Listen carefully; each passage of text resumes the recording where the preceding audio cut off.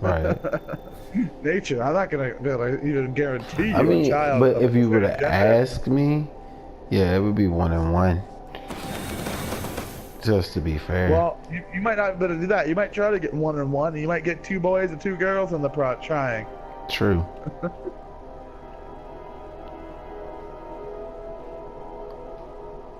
I only know the name I would want if I got a girl for a daughter.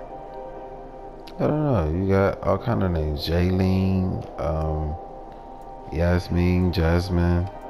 I don't know. Madison would be one of the ones I'd want for like a daughter, but I Right. don't know what I'd want a boy to be named. Michaela. Oh yeah, I like that. I know somebody with that name actually, and they spell it kind of different too.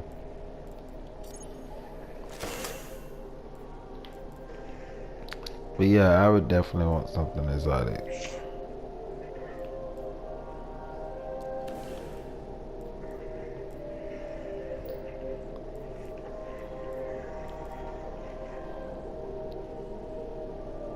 Right? Get your legacy going. But you know, the ideal behind that is you have to really be doing something and get something behind it for it to really carry.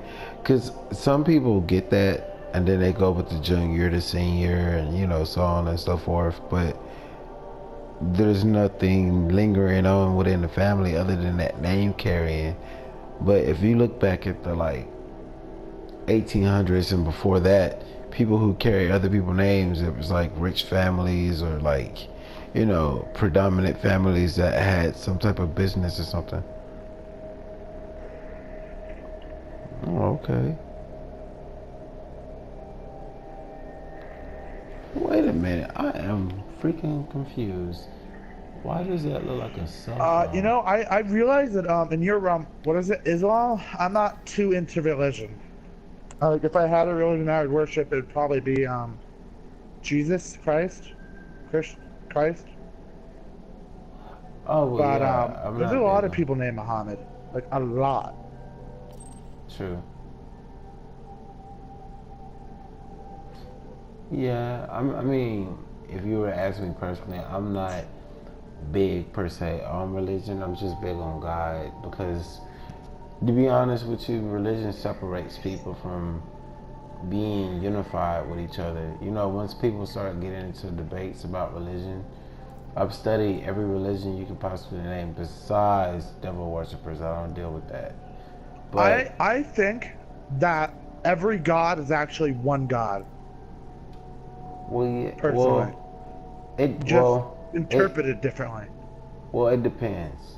Because if you look at monotheism and polytheism, one believes in one God and one believes in multiple gods, like the Romans and Yeah, stuff but I like that. pictured if God is God, for all we know, he comes down in different forms whenever he wants. I mean, he could, but that's what I'm saying. If you're coming from a biblical standpoint, him saying that he's an unchanging God, I mean, he wouldn't, let me put it this way. The only time that God was announced to actually come to earth in the Bible is in the very beginning when it says the Spirit of the Lord was hovering over the waters. Then when Adam and Eve met him in the Garden of Eden when they were ashamed because they found out that they were naked and they hid. And the third time is when he came and he was walking in the desert with 2 other men, and Elijah the prophet was swept away in a chariot of fire. But if you look at it, there are a lot of coincidences within the Bible. Let me put it this way: there's a lot of things that's hidden that they don't teach you in school that you really need to go out there and go find out yourself. And a prime example of that, when you guys were young, the 12-year-old, prime example. Did you ever think that it would be cool if a car could fly? Supremacy. Well, yeah, they Alpha actually team. already able to do that, but they won't allow it because if they run out of fuel in the Defeating an air, opponent you drops can their see that crest. Patrick. That's your key. Yeah, kills but people. no, I'm gonna give you a better example than that. Not to discount what you're saying, I'm gonna give you a way better example than that. They dumb you down so that you don't know how intelligent you are. They want you to think alike, and the reason why I tell you that, I'm gonna ask the 12-year-old, and then we're gonna go from that, and then I'm gonna prove my point. Do you think that it would be crazy if a car could fly? Let me ask you that.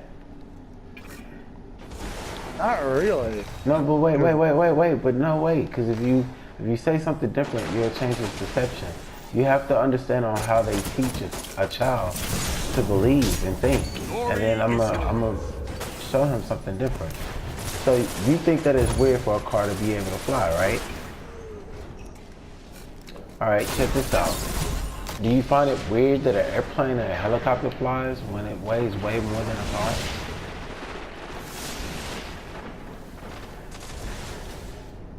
They never taught you that.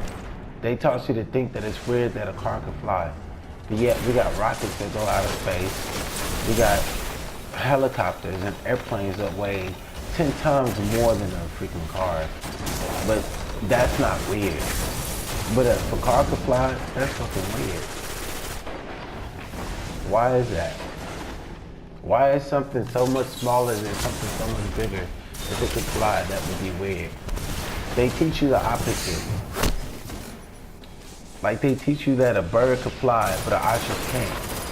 Even though it can't fly because of the weight of it is too big. But they're telling you that a car cannot fly. Yet, you want to know the reason why a car can fly, but they won't allow it yet? Half of us play Destiny, obviously think about aliens or thought about aliens or whatnot. If you had a car that could fly, what would be the endless possibilities if you're not trying to find something out? You could fly anywhere in the world that you could possibly fly. They don't want that. You'd be free from the knowledge that they want to share with you. Think about it. If you had a car, you would fly anywhere. If you had a car now, you would probably drive wherever you wanted to go, if you could. But you need gas. See? They never saw it coming. Their dignity is yours. But did you grasp the concept? You never thought about that. With the car flying. Because they don't teach us that. They teach you to think that it's so weird for you to think that a car could fly. When in actuality, it isn't. And when I was growing up, when I was about your age, when I was about 12, they had this television show called Star Trek. Star Trek had this thing. Right. But I'm about to show you something on how they give us little information, little by little.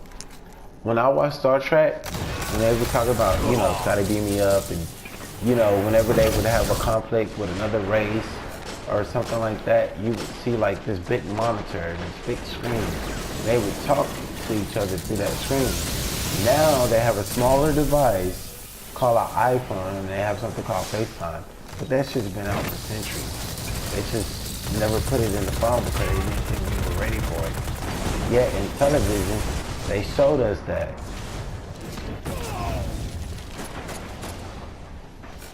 You see what I'm saying? They do the opposite. They tell you that it's not possible, but it's like, how is that possible? They've already had that knowledge. They already knew what to do and how to do it. They just didn't know how we were gonna act to it. I'm gonna give y'all another hint. Were you born as a Christian, the 12-year-old? Okay, both of y'all were taught in the beginning the Spirit of the Lord was hovering over the waters.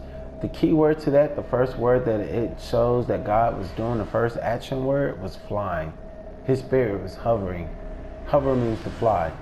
If it tells you that the prophet Elijah was swept up in a chariot of fire, think about this for a second. If the Egyptians described a vehicle in the air and said that it was a chariot of fire, we know that a chariot is a buggy that horses are in front of. That shit does not fly unless you're thinking about Roman and Greek mythology and all that crap. If you were to ask me, I think that they were describing something that they didn't know how to describe, and they saw a vehicle flying, but the only way they could resemble that is to something that they have. They had a chariot. They had horses. They didn't know what to call something that they saw that was flying in the air. They didn't even know to say that it was flying. But yet we got all these pyramids and these Mayans and all these creations that nobody on earth can describe how they created it. But yet when it talks about God, it says that the Spirit of the Lord was hovering over the waters and the earth was void, without shape and without form. That means he did. I think God made the entire universe. Yeah, I believe that too. This is probably like a playground he made. Right, but I don't think that we're by ourselves. I don't think that we're the only creation.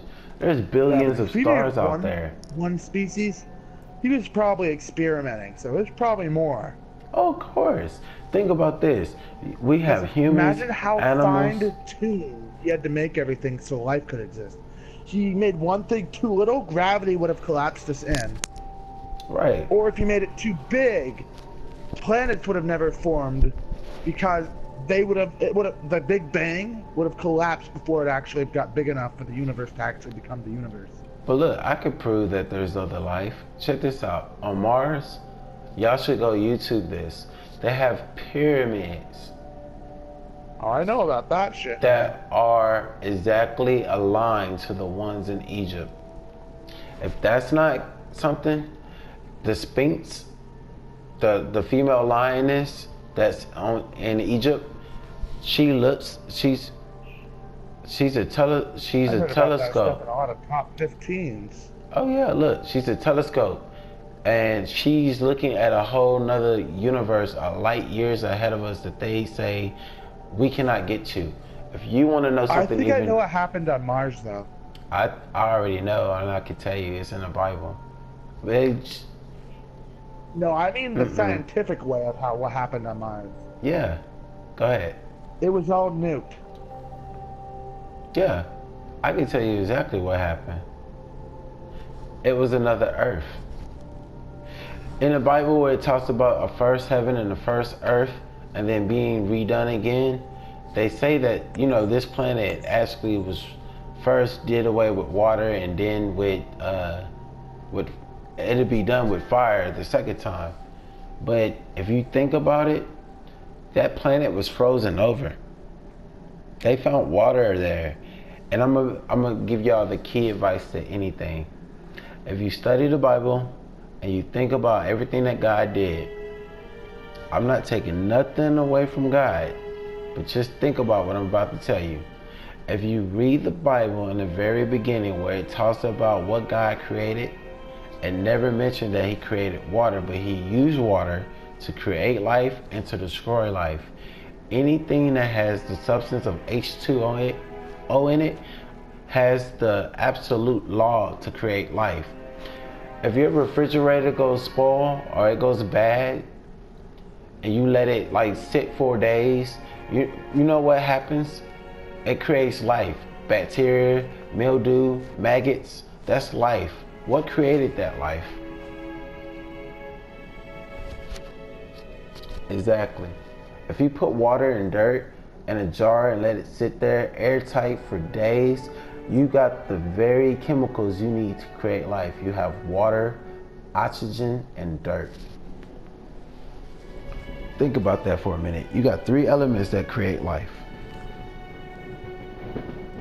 Well, actually, I'm a nerd, so dirt's actually made up of more than a couple elements. Oh yeah. So, but think about all the stuff that's being created out of those elements, though. What are they playing, a raid? Somebody invited me to something. Oh man, I was enjoying this conversation with you guys.